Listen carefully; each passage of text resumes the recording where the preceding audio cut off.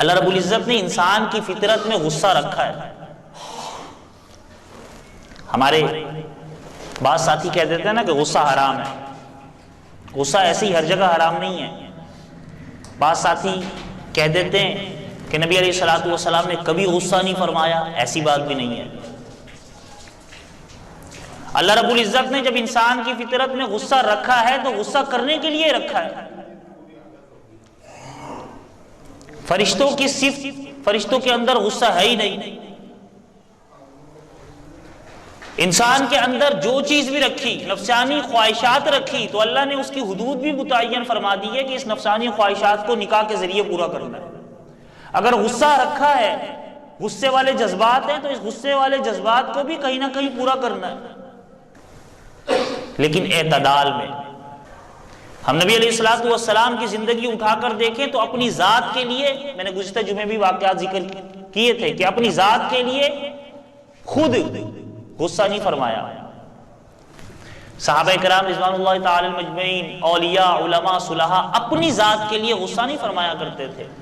لیکن جہاں بات آتی دین کی، دین اسلام کی، قرآن کی، اللہ رب العزت کی شعائر کی، دین کے احکامات کی، کتنے واقعات ہیں حضور علیہ الصلوۃ والسلام نے غصہ فرمایا ہے. صحابہ کرام رضوان اللہ تعالی مجمعین نے غصے کا اظہار فرمایا ہے، عمل کر کے بھی دکھایا ہے. نبی علیہ الصلوۃ والسلام کی مجلس لگی ہوئی ہے. سیدنا عمر بن خطاب رضی اللہ تعالی عنہ چند اوراق لے کر حاضر ہوتے ہیں.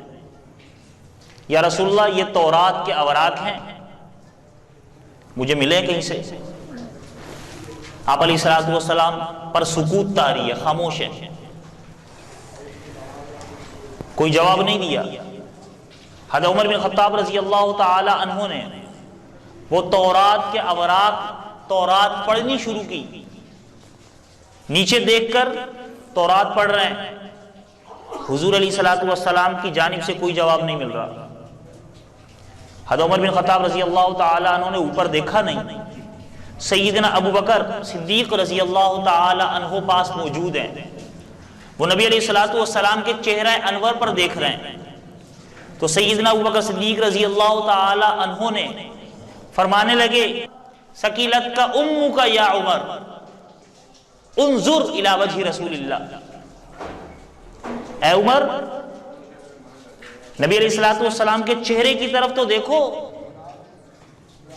ثقیلت کا امو کا یہ محاورہ ہے، اس کا مطلب یہ ہوتا ہے کہ تجھ پر تیری ماں روئے.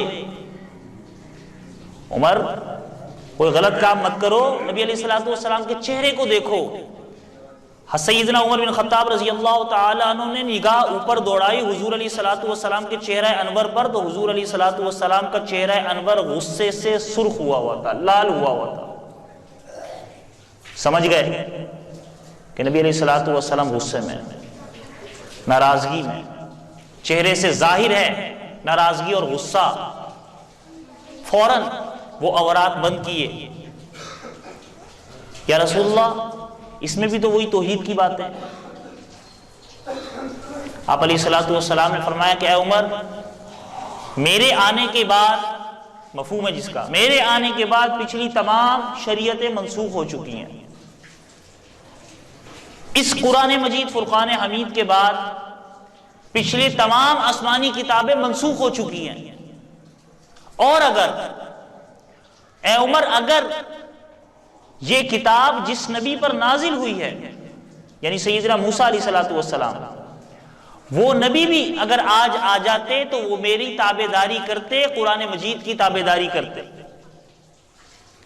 تو پھر کیسے ممکن ہے کہ جو چیز منسوخ ہو گئی، جو قانون ختم ہو گیا، جو شریعت ختم ہو گئی، اس کو پڑھا جائے یا اس پر عمل کیا جائے؟ نبی علیہ الصلوۃ والسلام نے غصے کا اظہار فرمایا. اور کتنے واقعات ایسے ہیں کہ آپ علیہ الصلوۃ والسلام کی توہین ہوتی، قرآن مجید کی توہین ہوتی، صحابہ کرام رضوان اللہ تعالی علیہم اجمعین غصے کا اظہار فرماتے اور ایکشن لیتے.